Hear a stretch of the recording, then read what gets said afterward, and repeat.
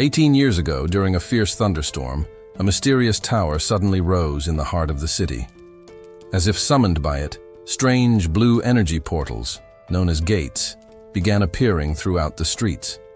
From these portals poured waves of terrifying creatures, threatening the peaceful lives of everyday citizens. But just as the world teetered on the edge of chaos, a few extraordinary individuals awakened with powers beyond human limits. These brave souls stood against the monster invasion, wielding their newfound strength. The world came to know them as players, humanity's last hope. With the appearance of the tower came more than just danger. Enchanted weapons, gold coins, and ancient artifacts began falling from the sky. In this altered reality, players quickly became symbols of power, wealth, and admiration. Our story follows a young man with a solemn gaze, standing inside a guild office. He held several heavy bags in his hands. Unlike others, he had never been chosen as a player. A stern man in a suit pointed toward a table, instructing him where to place the food. Smiling politely, the young man apologized for arriving late and wished everyone a good meal. Later, at a busy intersection, the same young man waited at a red light on his moped. He noticed a massive digital billboard and lifted the visor of his helmet to get a clearer view. The ad featured a young player, born in South Korea, displaying awe-inspiring magical abilities. Energy swirled in his palm as he fought back waves of enemies. The moped driver stared, completely captivated. This player, praised as one of the strongest, turned entire groups of orcs into frozen statues with ease. A loud honk snapped the young man out of his trance. An annoyed driver behind him shouted that the light had already turned green. Flustered, he quickly took off. That evening, under the soft glow of a street lamp, he parked his moped and noticed the red mailbox overflowing with letters. Curious, he rushed over, flipping through medical bills, loan notices, and school documents. But the letter he longed for wasn't there. With a deep sigh, he closed his eyes, telling himself not to get his hopes up. Inside the modest home, he called out that he was back. His little sister stepped out of a room and praised him for working hard. He asked why she was still awake. Heading to the fridge, she casually said she was finishing her homework. Then he asked about their mother. Lying under a blanket, their mother seemed more peaceful than usual. The girl mentioned she had just fallen asleep and was doing better that night, giving them both a small sense of comfort. The young man turned toward her and said it was time to give their mother a massage. But before he could move, his sister grinned and stepped forward, holding a chocolate cake with a candle shaped like the number 18. She beamed and shouted a cheerful, "Happy birthday." Shocked, he asked where she got the money for such a cake. Did she spend the money she'd saved for new clothes? With a small, proud smile, she said she still had plenty saved up and teased that she'd eat the whole cake herself if he didn't. She explained it was from a really famous bakery and that she loved chocolate cakes. His face softened. Noticing her worn-out clothes, he gently called her name, Yuang, and patted her on the head, thanking her sincerely. She giggled and handed him a small envelope with a heart sticker on it, urging him to read it before cutting the cake. Curious, he opened it and froze. His eyes widened, his hands trembled. Inside was an official invitation from the Players Association. His sister burst out laughing through tears of joy, explaining that she found the letter earlier and kept it hidden to surprise him. Overwhelmed, he couldn't stop the tears from falling. For the first time, his fate had changed. Clutching the letter, he looked toward his mother's room, a fire of determination in his eyes. As clouds drifted across the night sky, dawn approached. The next morning, the Korean Players Association building towered above the city like a monument to possibility. Standing at its base, the young man gawked in awe. Then he closed his eyes, took a breath, and reminded himself, this was just the beginning. Inside, A smiling staff member welcomed him with a warm, "Congratulations, new player Ju." Blushing a little, he thanked her. She reached out and explained how to access a player's profile by saying the words, "Information window." He gave it a try, and a glowing status screen appeared before his eyes. There it was. His name, Level 1. And a mysterious line marked with question marks next to unique abilities. Confused, he asked what it meant. Raising an eyebrow, the woman clapped her hands in delight. She explained that the question marks meant he had a rare, unrevealed ability. Something few players were blessed with. Ju stared in disbelief, a huge smile breaking across his face. His heart pounded with excitement. The employee raised her hand in celebration and assured him that his coach would explain everything soon. Just then, a familiar voice echoed through the hall. She turned, expecting a regular coach, but standing, there was none other than Soku, the iconic player featured in countless advertisements. Ju's eyes widened. He stood speechless, unable to believe that the man from the billboards was now standing right in front of him. Soku narrowed his eyes, determination flashing across his face. He insisted on personally escorting the new recruit into the organization. Surprised, the main character pointed at himself, confused. "You mean me?" The receptionist folded. Her hands caught slightly off guard. Soku explained that he had overheard their conversation and confirmed the young man had unique abilities. The revelation hit hard. The boy trembled, stunned. The receptionist hesitated, noting it wasn't exactly by the book, but with a playful wave of her hand, she said she'd make an exception. With 10 years of experience under her belt, she assured them her authority was more than enough to approve it. Grateful for her leniency, they thanked her. A set of massive gates creaked open ahead, revealing the entrance to the tower.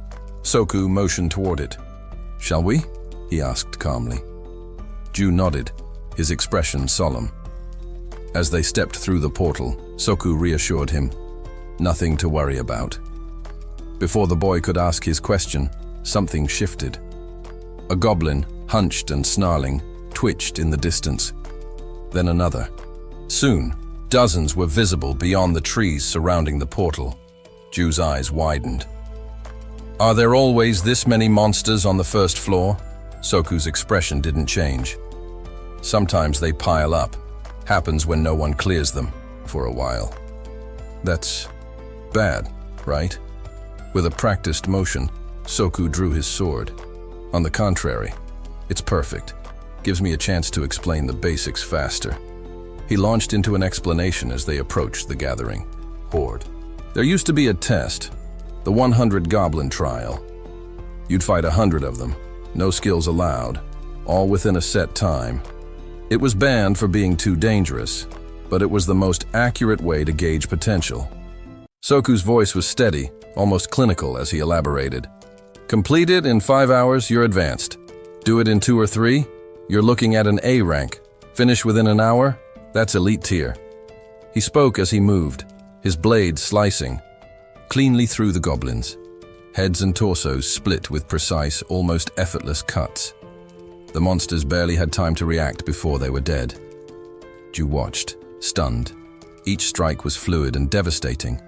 Soku moved like a blur, unfazed even as he spun through clusters of monsters. But for someone with unique abilities, Soku continued as he crushed a goblin's skull. The time limit's different. 10 minutes, that's the benchmark. Jiku stared in disbelief. 10 minutes to beat 100? Soku glanced at his watch. "I did it in 47 seconds. The younger man ran to him, breathless. "How am I supposed to do it in 10 seconds? Soku chuckled. "Ordinary players need years to reach this level. But people like you, you'll get there in months." Behind him, a burst of violet energy erupted, an aura of raw, untamed power. He explained that those with unique traits grow at an exponential rate. Then, turning to a frozen goblin, Soku asked, "Heard of the Angela Guild?" Ju nodded. "They've got that really young ranker, right?" Soku smiled faintly as more armored warriors in the distance trained. Most of their players completed the goblin trial in under 3 hours. But I'm forming something better. A guild stronger than Angela's, built on players like you. Ju stood stunned by the ambition in Soku's voice. Placing his hand on the frozen monster, Soku unfroze it with a spell. Let's begin your first hunt. The goblin's eyes lit up with fury as it lunged forward, snarling. Soku gave quick advice. Brace your legs, keep your back firm, watch its axe, take it. As the creature swung its weapon, Ju's eyes sharpened. He furrowed his brows with fierce resolve. This was it, his chance to change everything. 5 years had passed. The sun gleamed brightly over the forest on the tower's first floor. A sword slashed through the air, forcing a goblin to leap back in alarm. A curly-haired man wearing glasses observed the scene, his gaze catching on something. Ahead, nearby, a man wielding an axe rushed over, apologizing for his delay. The man with glasses turned to him, smirking as he replied that the delay had given him the chance to witness something amusing. The swordsman lifted his weapon high, ready to strike again. Nearby, the main character furrowed his brows in frustration. The blade slammed into the dirt with a thud, its wielder panting from exhaustion. The armored man looked on, his expression falling as his gaze landed on a familiar blue window, the comeback challenge that had once again gained popularity. The curly-haired observer muttered that he was thinking the same thing. With a loud exhale, Jiku opened his mouth and summoned a digital status screen. The glowing blue window floated in front of him. It reminded him that he had received an invitation from the Players Association when he was just 18. In frustration, he dropped to his knees, pounding the earth with clenched fists and screaming into the woods. The man in glasses stared, arms outstretched in disbelief. The tank of the group stood shocked, mouth agape. Despite the unique powers he'd gained, Jiku was still struggling. Even after 5 years, it took him more than an hour to defeat a single goblin. Drenched in sweat, Jiku couldn't fathom that players like him still existed. After all this time, his level remained at 1. With a clean, practiced strike, a goblin was sliced in half. Its weapon clattered to the forest floor as its lifeless body crumpled. The swordsman let out a sigh of relief. The rest of the squad stood nearby, surrounded by fallen monsters. Their leader commended them for their performance. When asked if anyone had leveled up, a brunette nodded. A man in an orange hoodie chimed in, saying goblins had become much easier to deal with. After only a few kills, his level had already risen. Jiku gave a small smile. Lower levels go up quickly, he noted. Turning to his team, he announced that they would move to the second floor tomorrow and told them to meet at the entrance in the morning. As he walked away, his squad nodded in agreement, watching him. Go. Is he really that well known? One of the team members asked, eyes still fixed on their guide's retreating figure. Another replied that they'd heard a lot about him. The squad leader bent down and picked up a glowing purple stone from the dirt. When asked why Jiku was famous, he paused, eyes closed in thought. There are a few rumors, he finally said, furrowing his brow. Some say he has a unique ability. The brunette's eyes lit up. Seriously? Is that true? Just rumors, the leader shrugged. As Jiku walked along a worn path past newer players, someone scoffed. If that were true, would he still be stuck on the first floor? The leader chuckled. Word is, he ranks dead last. The brunette blinked in disbelief. There's a rank lower than 2? Crossing his arms, the leader replied, he's not even officially ranked. Everyone gossips, but no one denies the nickname he's earned. High above, tree branches cast shifting shadows over Jiku as he moved through the underbrush. He glanced to the side. Among players, he was known as the one who couldn't level up. He arrived at a secluded spot, a hidden nook deep in the first-floor forest where others rarely came. After finishing his job as a guide, he always returned here. Each day, one goblin would appear in this clearing. Right on cue, a monster began to materialize nearby. Drawing his sword, Jiku reminded himself that even a surprise attack didn't guarantee a win. The goblin stood facing away, spear in hand. Jiku moved slowly, each step deliberate and silent. Sweat beaded on his face as he inched forward. Just as he prepared to strike, the goblin twitched, then spun around. Steel clashed. With wood, the goblin had blocked his blow. Jiku gritted his teeth. The goblin, though weak, was still holding its own. Even with 5 years of experience, even with skill, a level 1 player was still at a disadvantage. Their weapons met again and again. Jiku parried, pushing forward. It was always like this. He knew the fight would take a while. Elsewhere, the sun was beginning to set. Its golden light bathed the Players Association building in warmth. Inside, Jiku trudged down the hallway of the guide department, calculating how much he could earn if he sold his M crystal for 20.1 coins. After factoring in the cost of the potion he'd used, the profit was non-existent. He sighed. As he reached a door, it swung open, and a man named Theo stormed out with a sour expression. Jiku asked if he'd finished his work. Theo gave a stiff nod, but said nothing as he passed by. When Jiku mentioned that he was working late, Theo said nothing, tucking his hair behind his ear and muttering an apology as he walked away. Inside, Jiku approached the desk. "What's wrong with Theo?" he asked the employee seated behind it. The man, Tessik, head of the guide department, didn't answer immediately.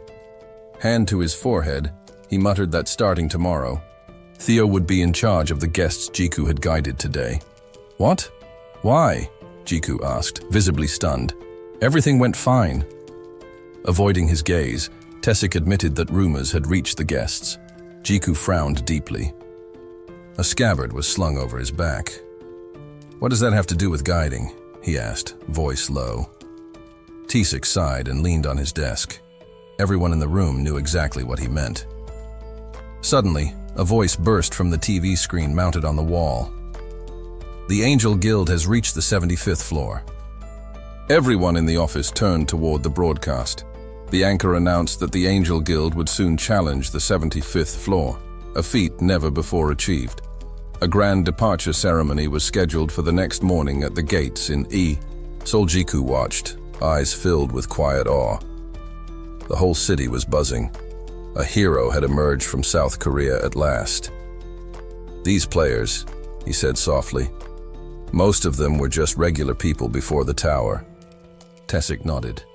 "Now they're treated like idols. The gate can open anywhere. Anyone can become a player." The anchor continued. If the Angel Guild succeeded, it would be historic. Jiku stared at the screen, his face unreadable. The news felt distant, like it came from a world he wasn't part of. Then came another headline. An S-rank gate had appeared in the US, and the American government would soon request official help from the Korean Association, offering a substantial reward to those who answered the call.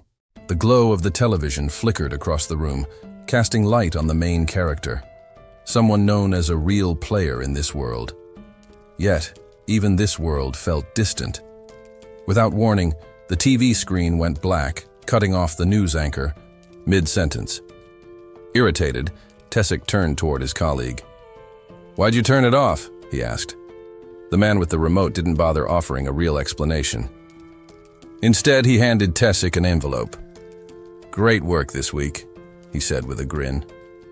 Tessik nodded, accepting his pay with a word of thanks. With a more serious tone, the manager furrowed his brow. "Theo might come off cold, but he carries a heavy sense of guilt. Don't take it personally." Ju gave a small smile. "There's no need to apologize on his behalf. It wasn't his fault." Tessik gave a half-smile in return, then looked Ju in the eyes. "Just try to come in early. Next time, all right? I need someone to take over the shift." As he clicked his mouse, he added, "Another job came in. This one's got your name on it." Ju blinked in surprise. "A request? For me?" Outside, sunlight poured over the green trees as a new meeting began. The main character extended a hand to a young man. "Name's Tessik. I'll be your guide." The young man, SLE, shook his hand enthusiastically. "I've heard a lot about you from Soku." Hearing the name, Tessik's eyes widened. Soku? You know him? SLE nodded. He's my cousin. A smile spread across Tessik's face as memories of Soku flashed in his mind. He reached forward with a hand of gratitude. Then thank him for me. He taught me a lot. SLE turned to the rest of the team. Let me introduce the squad. They stepped forward one by one. Joyful Iwan, the round-faced Sonu, and the fiery redhead, Hanul. They greeted Tessik warmly. Standing before them, Tessik addressed the group. We need to clear the training floor in 5 days. Starting now, pointed toward a trail leading into the forest. I'll explain everything along the way. I hope you've all prepared well.